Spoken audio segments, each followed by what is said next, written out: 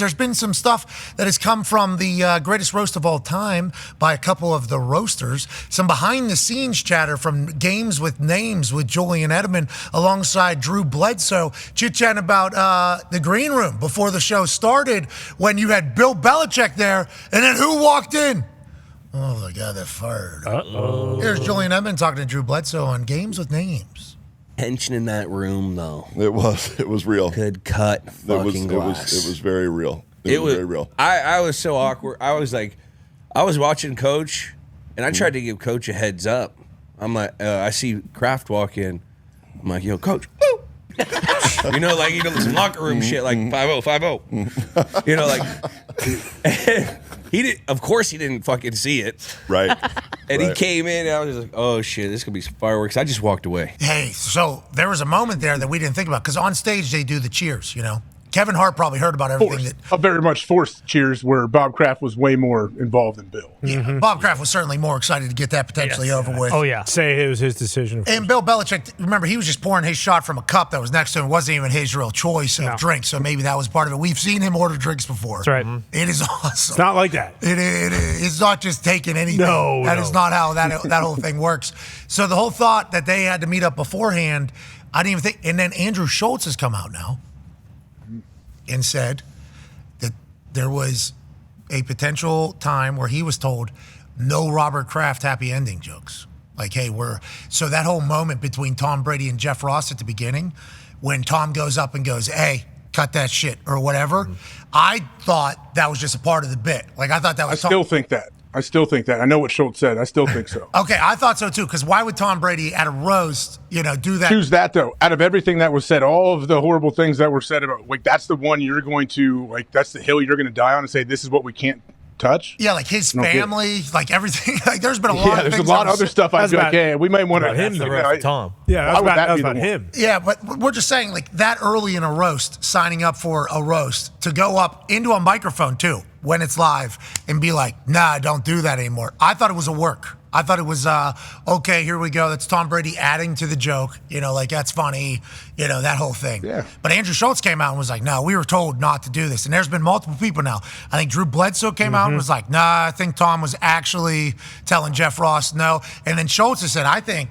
that was potentially real because of what he was told going into it. Once again, Schultz slaughtered. Yeah, exactly. And so did Jeff Ross. And Nikki Glaser, who will be joining us in less than an hour, she also crushed, as did Julian Edelman up there, Andrew Bledsoe. I mean, it was a magnificent night. But I'm starting to think that, Kraft said, I'll come. And then one of Kraft's people were like, hey, we understand what this is about.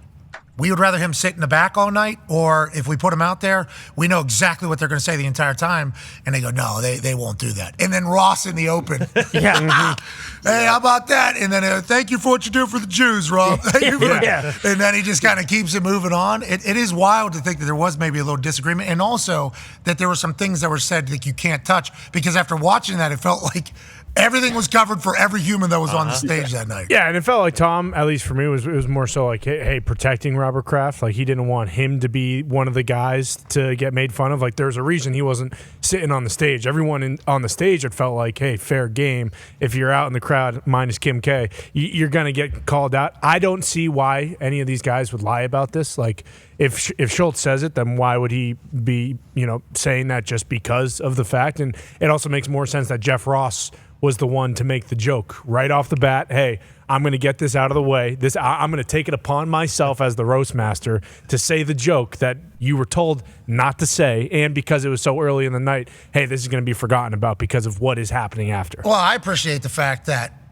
Jeff Ross was potentially told by somebody that isn't Tom Brady, hey, not allowed to joke about this, and not allowed to joke about this. Yes. Allegedly, Nick just told me that Nikki Glaser came out and said kids were also told, can't do anything about kids, and no happy ending stuff for Robert Kraft, I think is what Schultz says. So Ross going, oh, is that right? Yeah, exactly. Yeah. Oh, I can't. Okay. Oh, okay. All right, if that's the case, now the kids, sure. Yeah, sure, makes sense. Sure. Jeff Ross is like, kids, sure, but like, he's right there. Who am I if I? Yeah.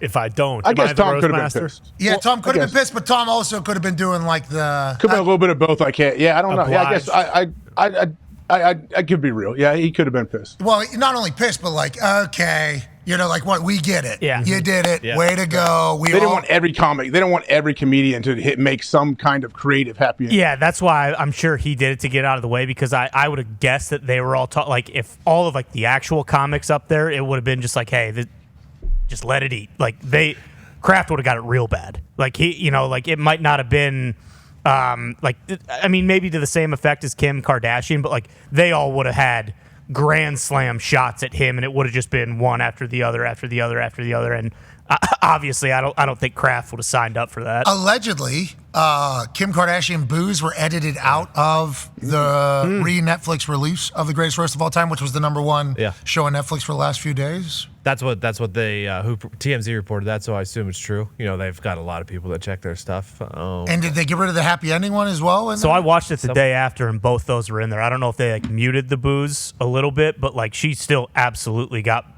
booed, post when it was live. So the person that wrote that article, either they changed it after you watch it the next day, right, or it was like, I remember these being much louder. Could have been, yeah. I remember this being much louder in the moment.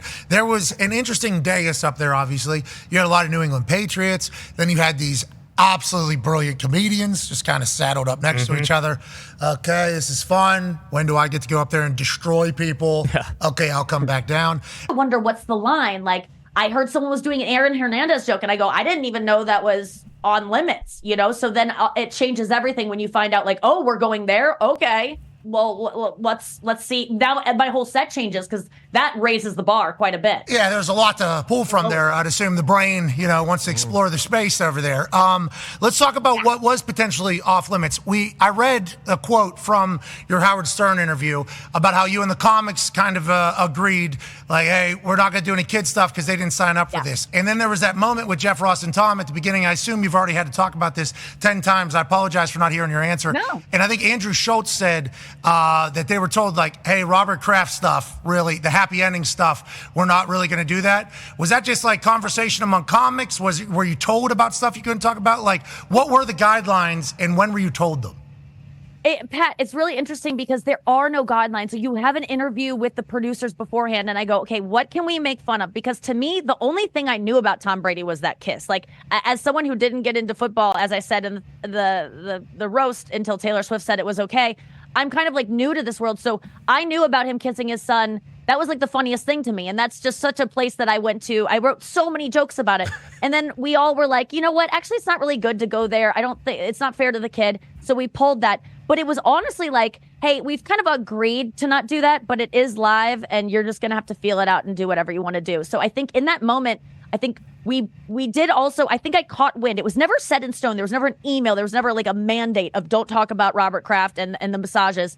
But it was just a vibe of like Robert Kraft is kind of like having Tom's dad there.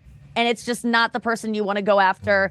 And to me, I go, I'm not going to go after that because I feel like if it's open at all, the jokes are going to be done to death about happy endings, about just like having a good arm, like just like anything that could be done about it. So I was surprised when Jeff went there because Jeff is the most careful to not like hurt anyone's feelings, and I think Tom really was like, hey man, no. And then Jeff was like, oh, I almost forgot not to go there. I think it's just compulsive for Jeff to go there. So that was a real moment. Nick, did you ever get offended on doing these roasts, like with what people come at you? I know you go at everybody else, but do you ever get like legit upset?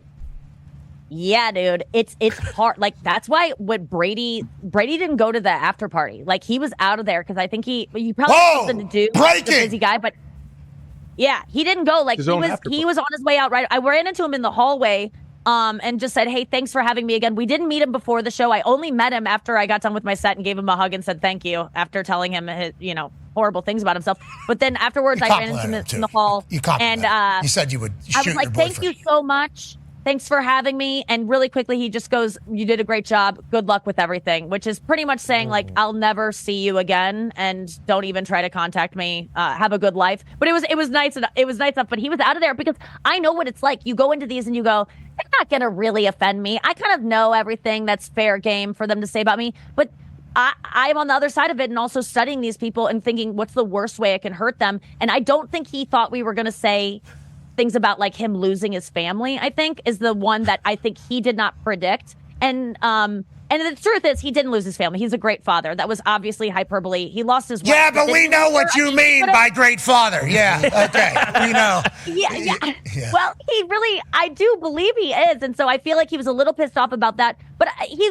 literally could have had somewhere to go. But I will say that afterwards, yes, it does stay with you. You are kind of, in the moment you laugh and it doesn't sink in because you're just, you're on camera and you just got to look like I'm going with it. But later on, when you close your eyes at night, those kind of jokes circle back around and you make an appointment with your injection person to fix the things in your face that made you look like a horse or whatever they called you.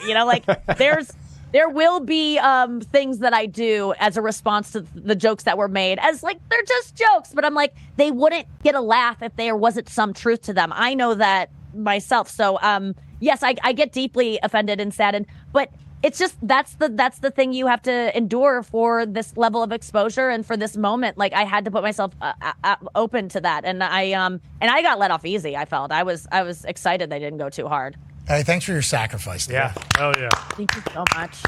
What a gift and a curse the talent of fucking murdering people is, because you can do it to other people, but then you also have to. It's like that slap fest. Yeah, exactly. It's like in that slap sport, where they have to stand there like, I'm a good fucking slapper. You slap somebody and then they still stand. It's like, oh no. Okay. Now I have to get slapped by somebody who's a good slapper. Right.